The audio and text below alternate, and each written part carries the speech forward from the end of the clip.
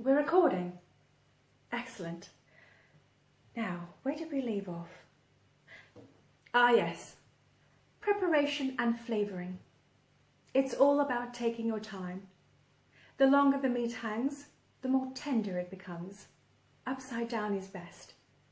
At his size, his antlers were brushing the floor, of course, but it was worth the hassle. Perfectly melt in the mouth. It's a huge amount of meat, but it can all be taken step by step. I think there was a question last time about the mallet. Well, that's the secret, really. Slicing out the tough cuts and then busying away with a properly weighted wooden mallet to soften them up. And then the softer cuts, well, I barely needed to do a thing. Now, as anyone who's prepared game will tell you, you really need death to be instantaneous. Any kind of suffering, and it sours the meat. Muscles tense, too much adrenaline courses through the body. In this case, of course, I was lucky. Well, I suppose we both were. Regarding seasoning, you can't go wrong with a simple bit of pepper. But if you want to be a little more avant-garde, well, I tried a maple syrup marinade on one leg, for example, and it worked a treat. Of course, it's not for the squeamish, but I can't bear the thought of waste, to let all that deliciousness rot away. Well, it'd be a sin. The main thing I'd say is not too much salt.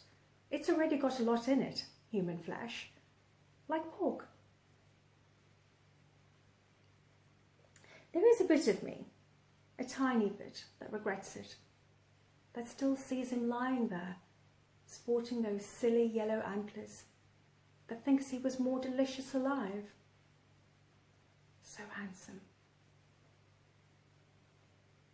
Ever since we were children, he stood out in every picture. His Eton House photo, the portrait of the Hunt Committee, his Newcastle Freshers pic. I've got copies of them all, you know. Impeccable bone structure. And then it was my turn to have a taste.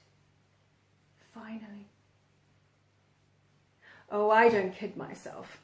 We were drunk. A party at his parents' while they were in town. Invite the childhood friend from the next estate over duty.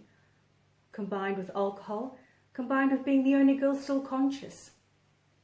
But it was enough to share that with him.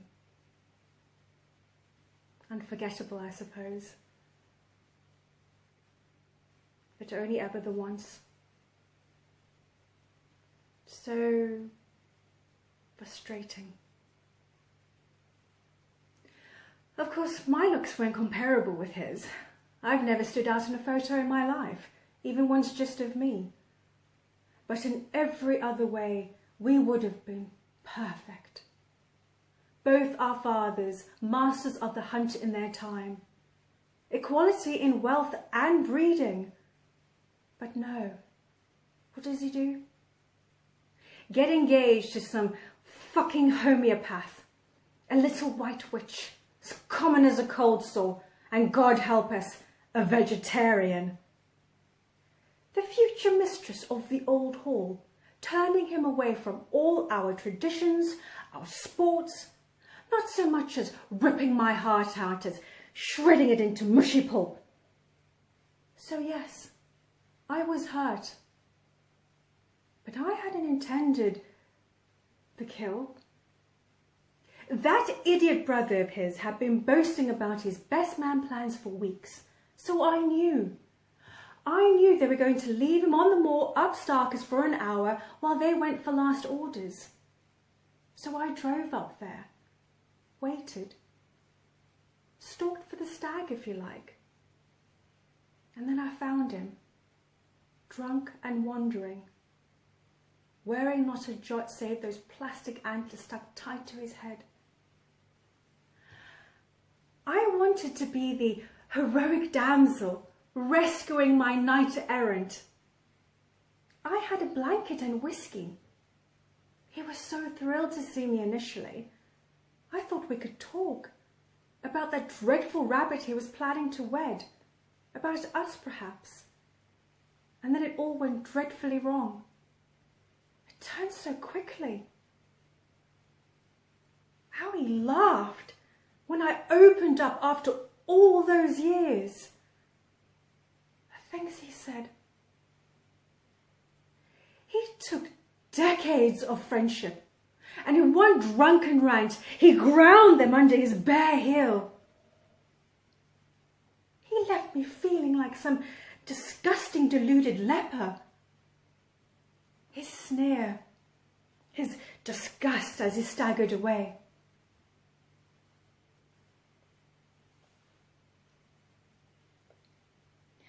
Now I want to be very clear. I hadn't planned to have the rifle. It was in the Land Rover's gun box from my morning shoot. I brought it out to shock him, I think. I wanted him to stop and come back and try and fix some of what he'd ripped apart. But he kept on walking, in all his naked absurdity. So I fired to the left of him. He didn't stop. He just spun around and shouted, "Fuck off, you desperate hag!"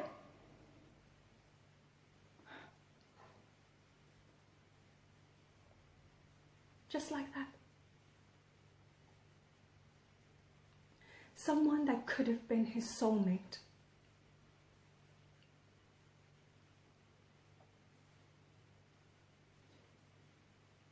So the next shot went straight into that sneering face.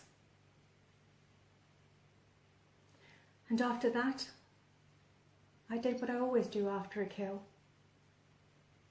Instinct or autopilot. I loaded him in the car, hung him in the game larder, and then the autopilot continued. Anyway, like I said, I couldn't let all that deliciousness rot away. I'm happy to say it. That's why I don't want a lawyer fussing around here. I got what I wanted. One way or another, that final taste. He's a part of me now, not her. One flesh, indivisible.